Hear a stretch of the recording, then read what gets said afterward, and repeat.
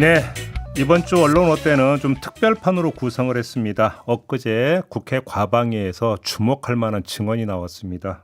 방송통신심의위원회 이른바 민원사주 사건 진실을 밝히는 중요한 증언이 나왔는데요. 이 부분을 집중적으로 좀 점검하기 위해서 오늘은 특별한 손님 두 분과 함께하도록 하겠습니다. 한 분 한 분 소개해드리겠는데요. 먼저 국회 과방위 소속이죠.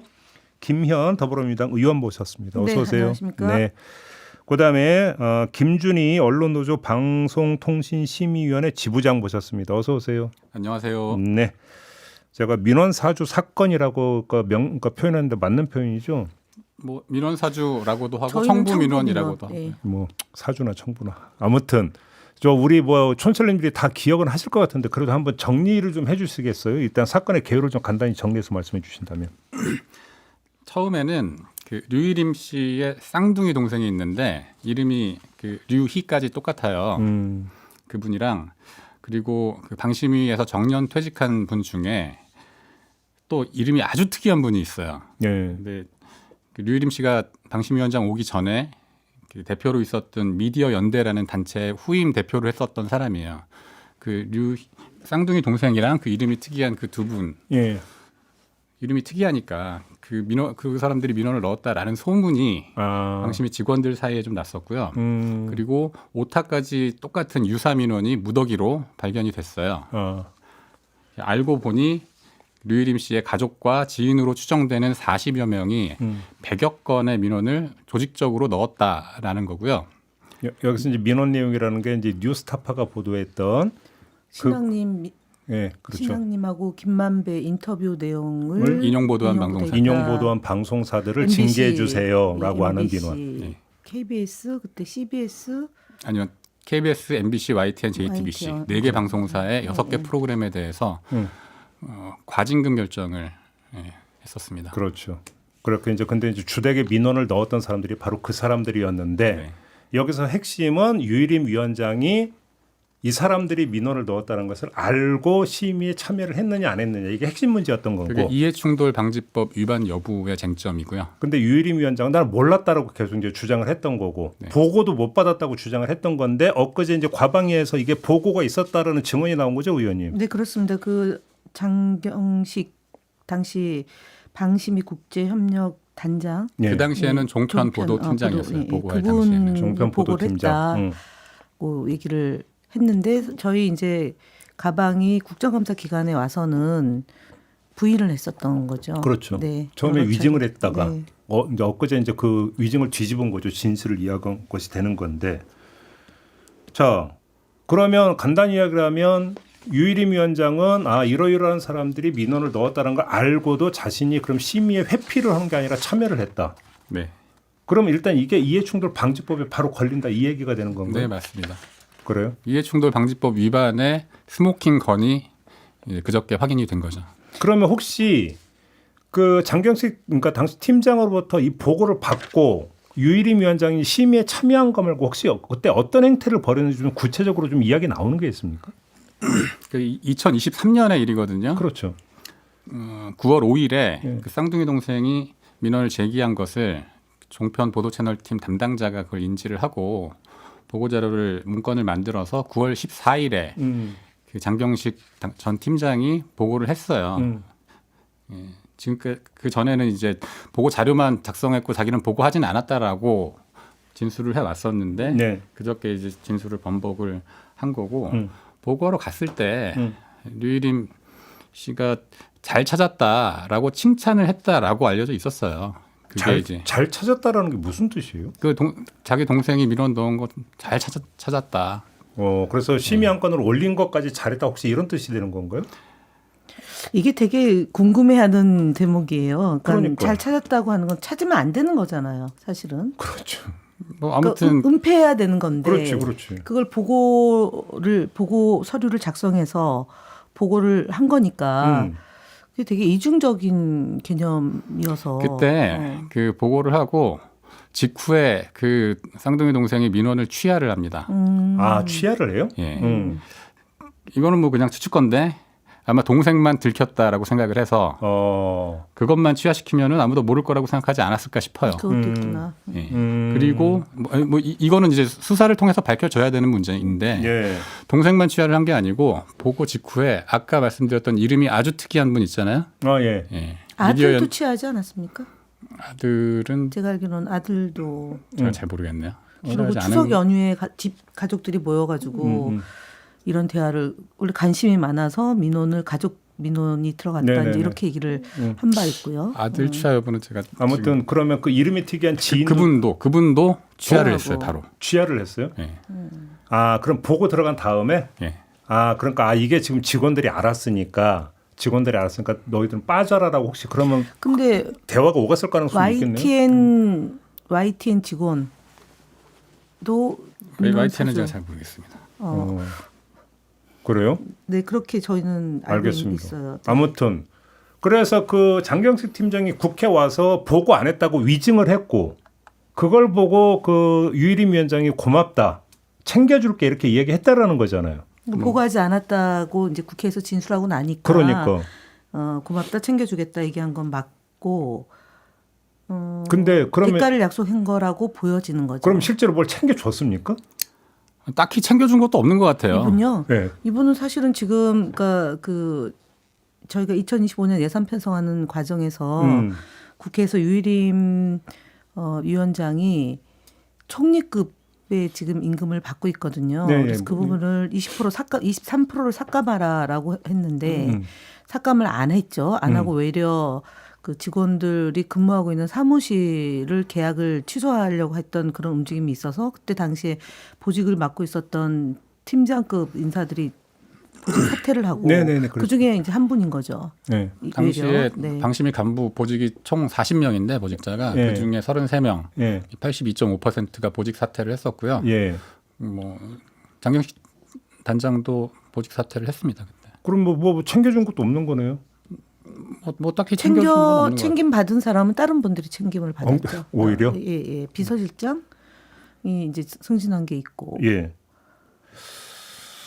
근데 사실은 일단 여기서 1차 정리가 됐는데 자, 그 가족과 지인 등이 민원을 넣었다는 사실을 보고를 받고 그런데도 회피하지 않고 심의에 참여했다. 근데 사실 그 전으로 가서 가족과 지인들이 민원을 넣었는데 유일임 위원장이 사전에 뭔가 같이 이야기를 하고 넣었느냐 안 넣었느냐를 아직도 밝혀진 건 없는 거죠. 본인이 이제 부인하고 있고 경찰에 저희가 여러 단위에서 이제 고발을 했는데도 불구하고 수사가 이루어지지 않고 있는 거고 본인이 그러니까. 한 차례 수사 받았다는 그날도 수사를 안 받은 걸로 돼 있는 거죠. 확인한 바에 그래요? 따르면 그래요? 그날이 저희가 그 방심이 갔던 날이죠. 방심이 직원들이 그러니까 최종적으로 그 이제 예산안에 대해서 결재를 해야 되는 날 저희가 이제 방심위를 방문을 했었거든요. 본인 국회에서 이제 권고한 대로 부대 의견을 단 대로 본인 인건비를 삭감을 해라. 네. 그리고 직원들을 괴롭히지 마라. 이제 이것 때문에 만났는데 그날 경찰이 그 방심위로 왔다는 거죠. 오히려. 그날은 네. 아니고요. 오셨던 날은 1월 13일이고 예. 그 전에 1월 10일 1월 10일 날 다녔어요. 그날도 저희 이제 직원들이 그 앞에서 농성을 하고 있는데 유일임 씨가 경찰을 불렀어요. 네. 그래서 경찰 호의를 받으면서 사무실 밖으로 나갔는데 네. 그리고 한참 지나서 2월 달에 경찰이 류일임 씨를 조사했다라고 밝혔는데 공교롭게도 그날이더라고요. 그럼 방문 조사한 겁니까 경찰이? 모르겠습니다. 실제 조사를 한 건지 원래 조사 계획이 돼 있었던 건지. 방문 조사가 김건희 여사 건 말고 또 있었네요. 비슷하게 볼 수 있겠네요. 아니, 출석 조사했다고 발표하긴 했어요 경찰은. 근데 출석한 바가 없다면서요. 아니 뭐 모르죠 그거 저희는. 아니 저희가 어저께 그 이제 언론 장악 저지 공동 행동 여기서 나온 내용을 보니까 그렇게 돼 있거든요. 한 번의 경찰 조사도 받지 않았다. 1월에 유일임을 조사했다고 발표했으나 그날은 공교롭게도 유일임이 항의 농성하는 직원들을 신고하고 출동한 경찰의 호의를 받으며 사무실을 나간 날이다. 이렇게. 그날은 맞고요. 그럼 혹시 호의 받으면서 경찰 가서 경찰 출석해서 조사. 그런데 저희가 확인을 좀 해보겠습니다. 이거는 이제 예. 행안위 통해서 한번 확인을 해보는데 결국은 이것 말고도 유일임 씨는 진짜 지나치게 대접을 받고 특혜를 받은 거예요. 권익위로부터도 조사가 이루어졌는데 외려 그냥 방심위가 알아서 좀 해봐라라는 식으로 됐고 외려 이제 직원들만 예. 계속 괴롭힘을 당하고 있는 거고 경찰 수사도 온전하게 이루어지지 않고 있는 거고요. 그러니까 그러니까요. 이게 2013년도 사건이고 민주당에서 고발한 것도 2014년 1월인데 지금 2025년 3월이잖아요. 그러니까 그렇죠. 1년 2개월이 지났는데도 불구하고 그러니까요. 예, 수면 위에 올라오지 않고 있는 거고. 아무튼 그러니까 민원 사주로 부르든 청부 민원으로 부르든 사주와 청부의 그러니까 주체는 지금 유일임 위원장 아니냐 이게 그와 의심이잖아. 주변이죠. 그렇죠. 예, 예. 그거는 이제 경찰에서 수사를 통해서 예. 이제 규명되어야 하는 상황이고요. 근데 아무 진척이 없는 거고 네. 관련해서. 저희가 민원 사주를 단순한 의혹 제기 수준이 아니라 네. 혐의가 매우 짙다라고 생각하는 이유는요. 가족과 지인들이 1년 반이나 지난 방송을 무더기로 일시에 민원을 넣었던 거잖아요. 그렇죠. 거의 똑같은 내용으로. 예. 저는 지금 제가 방송을 그게 이동관 당시 위원장이 방통위원장. 엄중 조치하겠다. 조치 예정이다라는 얘기가 나옴과 동시에 그러니까요. 그냥 일사천리로 진행된 거고 위원장 되기 전에 이제 준비가 되고 나서 이런 일들이 벌어졌으니까요. 알겠습니다. 근데 그 민원 넣은 분들이 가족들, 지인들 뭐 여러 그룹이 있을 거 아니에요. 예. 그 사람들은 서로 모르는 사람들일 텐데 류일임이라는 사람을 매개로 하지 않고서는 예. 서로 모르는 사람들이 똑같은 내용으로 민원을 넣었다. 그러니까요. 이거는 뭐 사실 중간에 누가 있지 않았으면 불가능한 일이 벌어졌던 겁니다. 상식의 범주에서는 어찌 본다면 잠정 결론이 나올 수 있는 네, 것이지만 그렇습니다. 물론 어차피 보면 수사라고 하는 것은 또 상식의 범주 이상을 요하는 거니까 뭐 100번 양보해서 수사를 통해서 규명이 돼야 된다는 얘기를 할 수는 있지만 그러려면 수사를 열심히 해야 되는데 열심히 한다는 지금 흔적도 없다라는 게 문제인 거잖아요. 네. 간단히 이야기를 하면. 알겠고요. 유일임 위원장은 지금 휴가 중입니까? 어제는 휴가였다고 하고요. 오늘은요? 오늘도 휴가를 냈다는 말은 제가 듣지 못했습니다. 그래요? 회의가 없는 날이니까 오늘 통신시민소위원회 회의가 있는 날이에요. 오늘. 그래서 그러니까 시국장 회의가 월요일하고 목요일에 있는데 있는 거. 어제는 그 시국장 회의도 취소를 하고 휴가를 냈다고 하고 오늘은 회의가 있어서 출근을 해야 되는데 만약에 오늘도 또 휴가를 내면은 이거는 계속 도망 다니는 걸로 도피다. 해석해야 하지 않을까요? 알겠습니다. 자 이제 지금부터 본격적으로 좀 분석 그다음에 평가를 해야 되는데 자 그 자신의 가족과 지인 등이 민원을 넣었다라는 보고를 받았음에도 불구하고 쉽게 하면 특수관계인이 제기한 민원건에 대한 그 심의에 본인이 회피를 했었는데 참여를 했다. 법적으로 이해충돌 방지법 위반이다라는 걸 일단 떠나서 방심위 규정에는 어떻게 되어 있습니까? 이해충돌 방지법과 동일한 내용의 동일합니까? 규칙이 있습니다. 그래요? 예. 이 경우에는 무조건 회피를 해야 되는 겁니까? 회피해야 합니다. 무조건입니까? 네. 그래요? 그럼 일단 그 방심위 내부 규정 위반부터가 일단 좀 얘기가 되는 거고 네. 법률 위반하고 똑같이 되는 거고 네. 그러면 이해충돌 방지법 위반 여부에 대한 판정은 1차 판정은 권익위에서 지금 해야 되는 거죠. 네.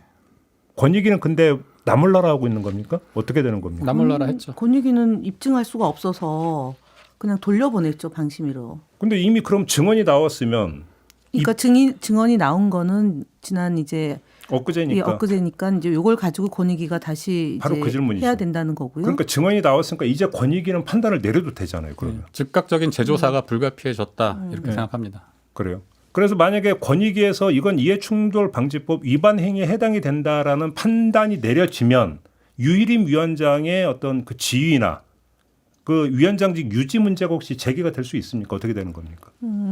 일단은 윤석열 정부가 했던 기준으로 놓고 보면 한상혁 위원장이 기소됐다는 것 이유만으로 해임을 시켰거든요. 네. 그러니까 실제로 이런 경우는 저희로 국회 기준으로 보면 아직까지 기소는 안 됐다 하더라도 증언 감정법을 또 위반한 거잖아요. 그렇죠. 네, 그거는 징역 1년에 해당되는 아주 유중한 일입니다. 그래서 저희가 그러니까 이제 알아서 사퇴하라라는 거잖아요. 이게 지금 이제 2023년 9월부터 해서 24년, 25년에서 거의 뭐 방심위를 초토화시킨 건데 직원들에 대한 네. 직원들 141명이 유임을 그 이해충돌 방지법으로 고발했는데 그 직원들에 대해서 계속적인 불이익과 탄압을 가한 거잖아요. 그 건이 하나가 있고 이제 국회 이제 이해충돌 방지법 위반이 있고 이제 국회에서는 증언 감정에 관한 법을 또 위반한 거잖아요. 그래서 이 부분에 대해서 저희가 조만간에 증언 감정 위반으로 이제 고발할 겁니다. 상임위에서 전체회의를 의결해가지고 이제 고발 조치를 할 수 있거든요. 그래서 이걸 예. 우리는 조치를 취할 준비를 이제 해야죠. 과방위에서. 과방위 차원에서. 그러니까 이제 그 이제 증감법 위반이라는 게 지금 그 장 팀장이 그 전에 나와서 위증한 것만이 아니라 유일임 위원장 본인도 과방위에 출석해서 나는 보고받은 적이 없다고 네. 발언을 여러 차례 이제 저희 의원들 질의에 여러 차례 이제 답변한 그게 게 이제 있어서 위증에 해당이 된다 이런 예, 거잖아요. 예. 그렇죠. 그러면 이제 일단 그러면 이제 그 과방위 차원에서는 그 증감법에 따른 위증 혐의로 고발을 하고 네. 권익위는 그럼 재조사에 들어가서 만약에 이해충돌 방지법 위반이 해당이 된다면 수사기관에 넘기게 되는 거죠. 그렇죠. 그리고 지금 이해충돌 방지법 수사기관이 위반 자체는요. 거기에서 이제 회피해야 하는데 그 회피 의무를 위반한 거는 예. 형사처벌 대상은 아니고 과태료 부과 대상이에요. 아 그럼 권익위에서 바로 그러면 결정을 내릴 수가 있는 겁니까? 위반했다라고 판단하면은 이첩을 해요. 그죠? 그러면 이제 방심위에 이첩을 해서 방심위에서 아 방심위로 이첩을 예. 합니까? 근데 이 지난번에 이첩이라는 거는 권익위가 위반이다라고 판단을 해서 이첩을 하는 거기 때문에 예. 방심위는 그 후속 조치로 법원에 과태료 부과 요청을 하게 됩니다. 아 법원에 과태료 부과 요청을 합니까? 그게 유사한 사례가 시청자 미디어 재단의 최초로 네. 그런 케이스가 된 거죠. 지금 과태료 권익위에서. 부과 절차가 네. 진행 중이고요. 사실 그 전에 예. 2023년도에 예. 정현주 위원장을 먼저 이제 해촉을 하고 류유림 씨가 이제 심의위원으로 위촉이 됐는데 바로 위원장으로 호선이 되지 못했어요. 예. 이제 뭐 여야 추천 4대4 구도였기 때문에요. 그때 권익위가 다른 방심위원이었던 정민영 위원을 이해충돌 방지법 위반했다라고 판단해서 방심위로 이첩을 하고 예. 즉시 윤석열 대통령이 해촉한 거죠. 해외 출장 중에 해촉 재가를 했어요. 그것도 해외 출장 중에 예. 되게 급했네요. 빨리 유일임을 안 쳐서 지금 얘기했던 방심에 대한 엄중 조치를 해야 되고 예. 그때 또 만들어진 게 가짜뉴스 심의센터 만들어가지고 또 한 100일 동안 해가지고 그때도 언론사에 대한 집중적인 탄압을 같은 시기였어요. 네. 그 청부 민원 그렇죠. 발생한 시기하고 하고 가짜 뉴스. 정민영 위원 해촉하고 류일임 씨가 위원장으로 호선되고 그러면 하나 더요. 그러니까 유일임 위원장에 대한 이제 조치 문제가 하나가 있고 또 한 가지는 회피하지 않고 심의에 참여해서 의결해서 그 방송사의 중징계 결정을 내렸잖아요. 네. 그러면 그 중징계 결정의 효력은 어떻게 되는 겁니까? 그 심의 조치의 효력이 뭐 자동으로 취소가 되거나 무효가 되지는 않는 걸로 알고 있고요. 아 그래요? 그런데 그 청부 민원을 통해서 과징금 부과했던 안건들은 전부 다 행정소송이 제기가 되어서 네. 이미 집행정지 결정이 나 있어요. 야 맞아요. 낳고 이제 본안 소송 진행하고 그렇죠, 있는 그렇죠. 거고요. 그 류일임 체제 방심위하고 선거방송심의위원회에서 결정한 제재 조치들에 대해서 방송사들이 소송을 제기한 게 30건인데요. 네. 30건이 전부 다 집행정지가 됐고 네. 지금 1심 본안 판결이 나온 게 3건인데 3건 모두 취소가 됐습니다. 그런 상태고. 방송사가 승소해 있다는 거죠. 네. 그러니까요. 뒤집어 얘기하면. 네. 그렇죠. 그나저나 이제 방심이 지금 내부 상태는 어때요? 최근에 대통령의 내란 범죄 이후에 예. 온 국민의 일상이 무너졌다라고들 얘기를 하는데 예. 방심위 직원들은 1년 6개월째 일상이 무너진 상태라고 보시면 되고요. 우리가 하는 일에 대한 자긍심을 빼앗겼다, 부끄럽다. 예. 이런 자괴감이 우선은 크고 그 기관장이 평직원들을 적으로 규정을 하고 뭐 인사권을 남용해서 보복 인사하고 승진 안 시키고 그런 것들에 대해서도 많은 직원들이 분노하고 있습니다. 승진을 안 시킨 것도 안 시킨 거지만 좌천성, 뭐 부산 보내고 네. 그런 식의. 예. 그러니까 공익 제보자라고 3명이 있는데 그분 중에 한 사람을 부산으로 보내고 또 그다음에 한직으로 보내고 네. 전혀 직무와 관련 없는 예. 공익 제보자를 부산으로 보낸 건 아니고 뭐 다른 분이긴 한데요. 한 사람은 어디 다른 데 부산으로 갔죠? 가신 분은 맨 처음에 류일임 위원장 취임 한 달 만에 팀장 11명이 가짜뉴스 심의에 대해서 우려하는 의견서를 제출해요. 맞아요. 그 그렇죠. 의견서 제출했던 팀장을 부산으로 아, 자천시키고 그때 의견서를 또 했던. 뭐 공익신고자는 서초동으로 서초동에 자천시키고 연구위원으로 연구위원. 보냈다고 그랬죠? 네. 지부장님은 괜찮으세요? 뭐 저한테는 뭐 딱히 불이익 조치는 못 하고 있는 것 같은데 이게 지부장 무서워서 혹시 그러시면. 이해충돌방지법상 예. 공익신고자에 대해서 불이익 조치를 하면은 그거는 형사처벌 대상이에요. 그렇죠. 예. 권익위도 그래서 제 역할을 안 하고 있는 거고 저희가 그러니까. 몇 번 권익위 국정감사에서 불렀는데 사실관계도 제대로 파악 안 하고 거기 와서 이제 뭐 알아보겠습니다, 조치를 취하겠습니다 그렇게 얘기했는데 그 다음에는 이제 또 뭐 부담이고 그런. 그러면 상황이에요. 지금 권익위 말씀하셨으니까 이제 그저께 이제 증언이 이제 뒤집어졌잖아요. 네. 그 다음에 혹시 권익위 쪽에서 연락 오고 이런 거 없었어요? 저희가 권익위가 네. 작년 7월에 이거를 자기들은 판단 못하겠다라고 방심위에 사건을 송부했어요. 이제 이첩은 위반이라고 판단해서 보내는 거고 송부는 우리는 판단 못하겠으니 방심위가 직접 조사해라. 되돌려 보내는 예. 거고. 그 이후에 한 6개월, 7개월 만에 방심위가 우리도 모르겠다, 확인할 수 없다라고 해서 권익위에 조사 결과를 통보했고 권익위가 공익신고자들에게 그 조사 결과를 통지를 한 게 2월 달이에요. 2월 12일. 그 일주일 이내에 이의 신청을 해야 해서 저희는 이의 신청을 한 상태고요. 예. 증언이 새로운 핵심 증언이 나왔기 때문에 예. 그 증거를 첨부해서 예. 재조사를 다시 촉구할 계획입니다. 아 그래요? 그러니까 정말 이게 뭐 대한민국이 계엄이라는 정말 전대미문의 상황 때문에 겪어야 될 많은 일들이 있는데 그 선행에서 겪은 게 이제 아마 방심이지 않을까 싶은데요. 최근에 이제 저희가 전체회의를 하면서 또 나온 얘기가 그 민원사주 의혹을 조사했던 박종현 감사실장 아, 예, 이분을 예, 예, 예. 2급에서 1급으로 또 승진을 아, 시켰고 그래요? 방심위 직원들에게 게시물을 내리라고 한 김정한 부속실장 이 사람을 4급에서 3급으로 또 승진시키는 일을 유일임이 한 건데 예. 이분이 사실은 윤석열 정부가 들어서기 전에 이제 김건희 씨가 공식적인 활동을 하지 않겠다고 했었잖아요. 네, 근데 내조에만 전념. 내조에만 전념하겠다. 근데 인수위 제 기억에 인수위고 그리고 지나서 공식적으로 활동을 재개한 게 유희림 부부와 만난 그 이제 아 그래요? 시집 발간한 그 공군 사망한 공군 사망 추모 음악회에서 회에 만났다라고 공식적으로 보도가 됐었어요. 등장을 합니다. 아, 김건희가 그래요? 등장할 때 그 심평 예, 변호사가 신병 교수, 예. 위원장으로 있고 거기서 이제 유림 부부를 만나는 장면이 이제 세상 밖으로 나오는 거죠. 아 그렇습니까? 네네. 제 기억으로는 방송통신심의위원회가 이렇게 논란의 당사자로 뉴스에 오르내린 기억이었거든요. 쫓겨날 때는 오르내렸죠. 정현주 아니, 위원장이. 그러니까 윤석열 정부 전까지 거의. 그렇죠. 예. 그렇죠. 예. 그런데 지금 윤석열 정부 들어서 방심위가 말 그대로 지금 평지풍파를 겪고 있는 거잖아요. 몇 년째. 1년 6개월 됐습니다. 그러니까요. 그러니까 원인은 제가 그 여쭤보지 않겠습니다. 뭐 세상이 다 아는 것 같고 어떻게 해야 되는 게 어떻게 해야 그 방심위의 독립적 심의가 보장이 될 수 있을까요? 의원님 어떻게 해야 된다고 생각하세요?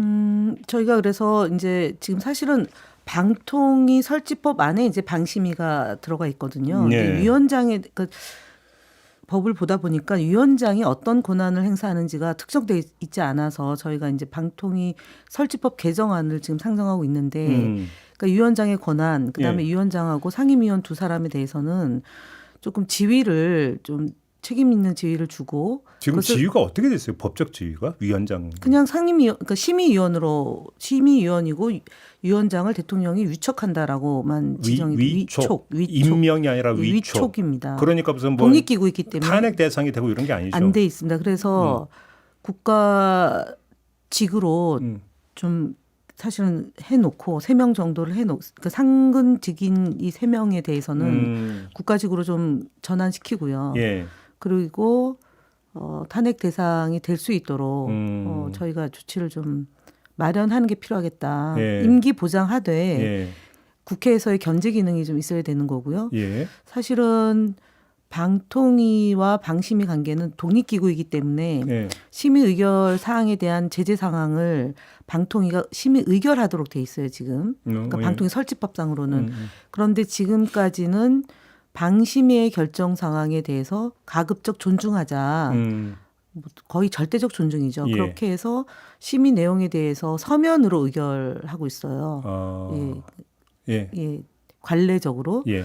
근데 이제 제가 한번 방심의 결정이 과도한 결정이 있어서 한상혁 위원장 시절에 2명의 상임위원이 이것이 이 제기를 하면 서면이 아니라 대면으로 논의하는 경우 할 수가 있기 때문에 회의를 할 수 있기 때문에 그렇게 한번 한 적이 있어요.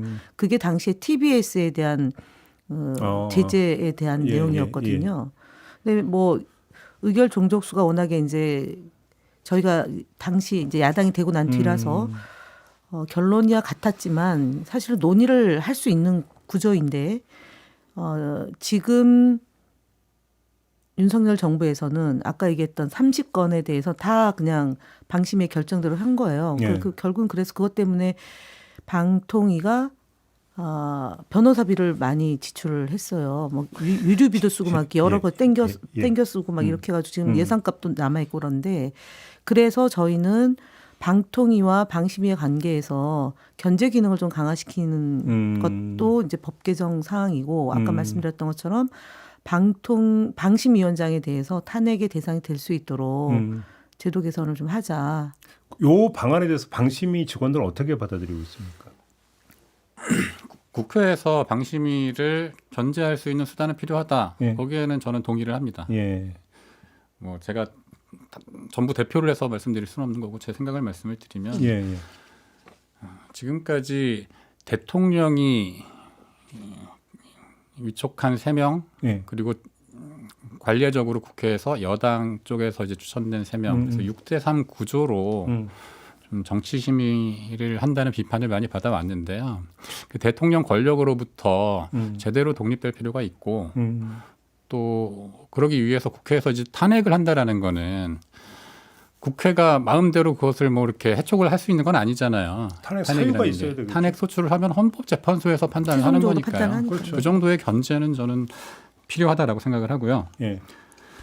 제일 중요한 거는 사실 심의위원을 위촉하는 절차가 제일 중요하다고 생각을 해요. 그렇죠. 예. 그러니까 심의는 사람이 하는 거기 때문에 누가 어떤 사람이 심의위원이 되느냐가 제일 중요하고 그 심의위원으로서의 자질과 자격이 충분한 사람들을 위촉하고 위촉된 심의위원들이 대통령과 정치권의 눈치를 보지 않을 수 있는 제도적인 보완 방법을 국회에서 고민해서 법 개정을 해주시면 자 여기서 좋겠습니다. 제가 질문 2가지 짧게 드릴게요. 하나는 그러니까 지금 뭐 여야 뭐 대통령이 심의위원을 추천한다.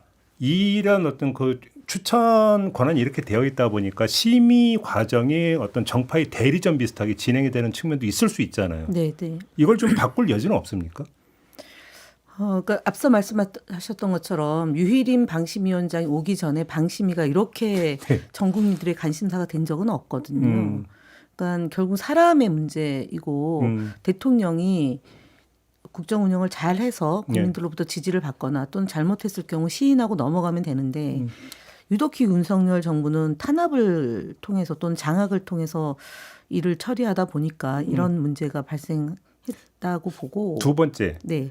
그래서 그 징계 결정이 될 때는 그러면 어떤 의결 요건을 좀 더 강화해 가지고 예를 들어서 여 추천 의원과 야 추천 의원인데 어느 쪽이 되는지 한쪽의 어떤 그 부분적 동의라도 있어야 징계 의결에 가능하게 의결 요건을 강화한다는 이런 게 제도적 방책은 지금 있는 거 아닙니까? 구인 어떻게 돼 구조가 있습니까? 있는 거고 소위원 지금은 그냥 과반인데 네. 부위원장이 사실은 국회의장이 추천한 사람이 되는 거죠. 그래서 방송심의위원장이 부위원장인데 국회의장이 추천한 그러니까 지금 이제 여소야대 국면으로 놓고 보면 네. 야당에서 추천한 사람이 부위원장이 되는 거고 그래서 소위원장이 내린 결론을 전체회의에서 최종적으로 결정을 하기 때문에 견제 기능이 있는 거예요. 있어요? 있는데 지금 현재는 부위원장이 없는 상태에서 유일임이 소위원회도 들어가고 전체회의도 들어가서 네. 다 처리를 하면서 생기는 문제이죠. 방금 말씀하신 내용에 대해서 저도 제 생각을 좀 말씀드리고 싶은 게 최근에 공정성 심의를 폐지하자라는 법안도 발의가 돼 있어요. 예. 아예 그 공정성 심의는 하지 말자. 저는 그것도 충분히 일리 있는 주장이지만은 방금 말씀하신 대로 의결 정족수 요건을 강화를 해서 네. 최소한 예. 공정성에 문제가 있다라고 하는 것에 대해서는 뭐 전원 합의를 통해서만 제재할 수 있게 한다든가 예, 뭐 그런 예. 것도 좋은 아이디어라고 생각합니다. 알겠습니다. 좀 마무리를 해야 되는데 우리 지부장님께 상황이 이렇게 됐는데도 유일임 위원장은 사퇴를 안 하고 버틸까요? 그렇게 전망하십니까? 저는 끝까지 버틸 거라고 전망합니다. 그래요? 예. 의원님도 그 이 전망에 동의하십니까? 지금까지 한 행태로 놓고 보면 그러니까 그러니까 일단은 경찰도 좌지우지하는 힘이 있는 것 같고요. 그다음에 권익위가 이렇게 송보하고 결정을 그렇게 한 것도 보면 굉장히 영향력이 막강한데 이분이 이런 영향력을 막강하게 행사하는 데는 보이지 않는 손인 것이 아니냐라는 이제 합리적 의심을 하는 겁니다. 그럼에도 불구하고 다음 주에 있을 헌법재판소의 판단과 그다음에 조기 대선이 치러지고 법을 통해서 제동을 걸거나 아니면 경찰에 지금 경찰에 고발된 건 그다음에 증감법으로 저희가 고발했을 경우에 그것 역시 지금처럼 지연되거나 아니면은 아무 손을 못 쓰거나 그러지는 않을 거라고 보고 법적인 조치를 통해서 일단은 제동을 걸고 그다음에 법 개정을 통해서 또 방법을 강구해야 되지 않을까 싶습니다. 지금처럼 전횡을 부리지 못하도록 저희가 수위를 좀 높여야 될 것 같습니다. 알겠습니다. 오늘 두 분 말씀은 여기까지 좀 드려야 될 것 같네요. 수고하셨습니다. 네, 감사합니다. 네, 저도 함께 물러가겠습니다. 고맙습니다.